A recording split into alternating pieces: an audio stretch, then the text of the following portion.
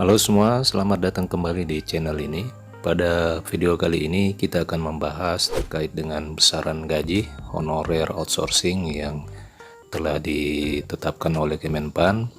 Seperti diketahui bersama bahwa Kementerian Pendayaan Aparatur Negara pada saat pendataan non-ASN beberapa waktu yang lalu ada tipe kategori honorer yang tidak dimasukkan dalam pendataan non-ASN tersebut.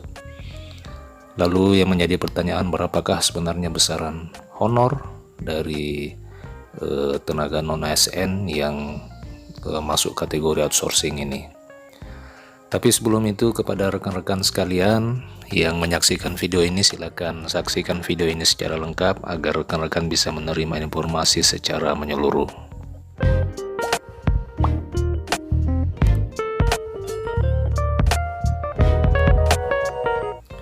Rekan-rekan sekalian, sesuai dengan kebijakan Kementerian Pendayaan Aparatur Negara dan Badan Kepegawaian Negara bahwa terdapat beberapa kategori honorer yang akan dialih statuskan menjadi tenaga outsourcing. Ada beberapa kelebihan dari tenaga outsourcing ini, termasuk dari sisi dan besaran gajinya serta penunjang lainnya. Untuk kebijakan persoalan jumlah honorarium atau besaran gaji dari honorer outsourcing ini, itu akan diatur oleh Peraturan Menteri Keuangan Republik Indonesia nomor 83 garing PMK 02 tahun 2022. Rekan-rekan sekalian, sampai dengan saat ini adapun tenaga honorer yang akan dialihkan menjadi tenaga outsourcing yaitu honorer kategori satpam, cleaning service, pengemudi, dan pramubakti.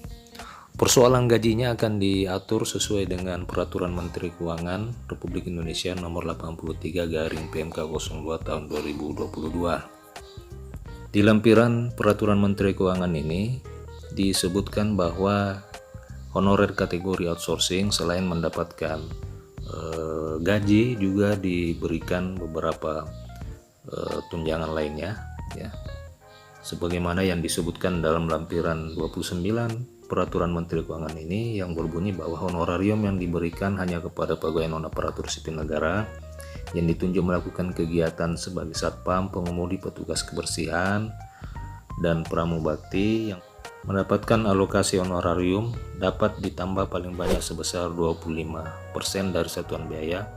Besaran tersebut tidak termasuk seragam dan perlengkapan. Artinya dari jumlah honorarium yang telah ditetapkan itu dapat ditambah sebesar 25%.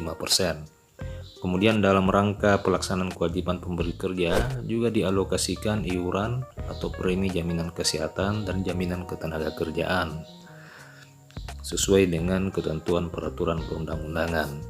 Rekan-rekan sekalian, jadi sebenarnya berapa besaran jumlah honorarium yang diterima oleh tenaga outsourcing ini? Di lampiran Peraturan Menteri Keuangan ini juga telah dirincikan jumlah atau besaran honorarium satpam, pengemudi, petugas kebersihan, dan pramubakti.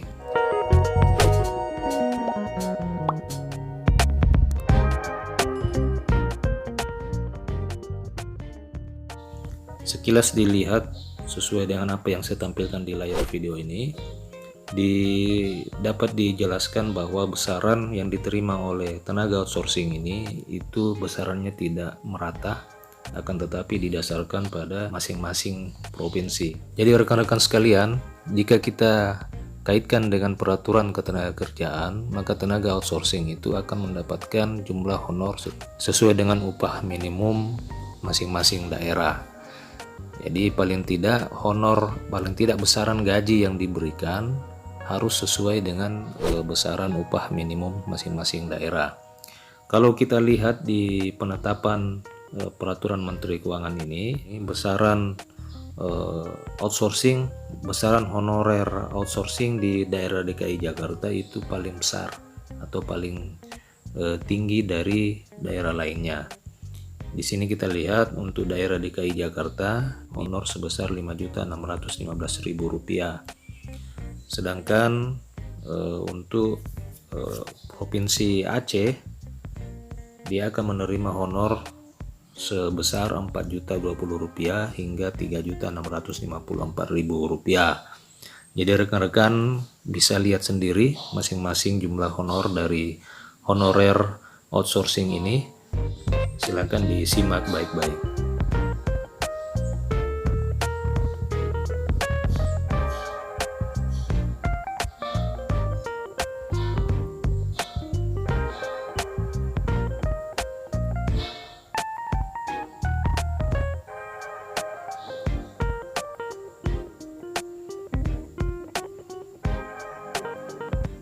Rekan-rekan sekalian, demikian besaran gaji dari honorer yang dialihkan statusnya menjadi tenaga outsourcing. Tidak menutup kemungkinan ke depannya pemerintah juga mengambil kebijakan semua tenaga honorer bisa dialihkan ke tenaga outsourcing.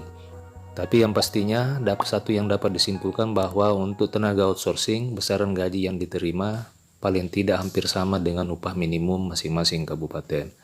Demikian video ini, semoga video ini bermanfaat. Terima kasih telah menyaksikan video ini. Sampai jumpa di video berikutnya.